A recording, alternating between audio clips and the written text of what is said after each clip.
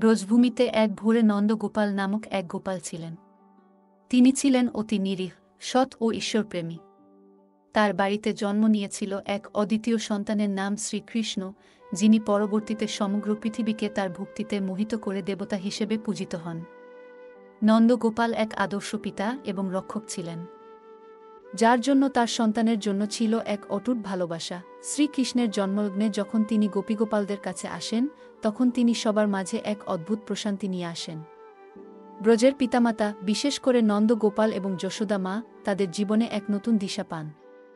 শ্রীকৃষ্ণের বাণী এবং তার অলৌকিক ক্রিয়ার মাধ্যমে ব্রজবাসী সবাই শান্তি ও সুখ লাভ করেন। নন্দগোপাল যখন তার প্রিয় সন্তানের সঙ্গে দিন কাটান, তখন তিনি বুঝতে পারেন যে তার সন্তান শুধুমাত্র একটি সাধারণ শিশু নয়, বরং তিনি হচ্ছেন নন্দের নন্দন, অর্থাৎ নন্দের সন্তান, যিনি বিশ্বপ্রেমী, স্রষ্টা এবং সবার জন্য আশীর্বাদ। নন্দগোপাল কখনোই ভাবেননি যে তার সন্তান এমন এক মহান চরিত্রে রূপান্তরিত হবে, যে তার প্রেমে পুরো ব্রজবাসী একত্রিত হবে। শ্রীকৃষ্ণের প্রতি নন্দগোপালের অসীম ভালোবাসা এবং শ্রদ্ধা ছিল। নন্দগোপাল কখনোই ভক্তি ও স্নেহের মধ্যে কোনো ফাঁক রাখতেন না। তিনি তার পুত্রকে এমনভাবেই বেড়ে উঠতে সাহায্য করেছিলেন যাতে সে বিশ্ববিধাতা হয়ে উঠতে পারে।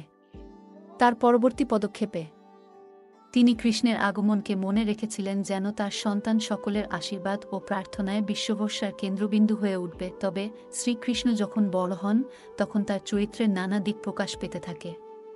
কৃষ্ণের রূপগুণ, নৃত্য, সঙ্গীত এবং প্রেমময় ভাবনায় গোটা পৃথিবী শাসিত হতে শুরু করে।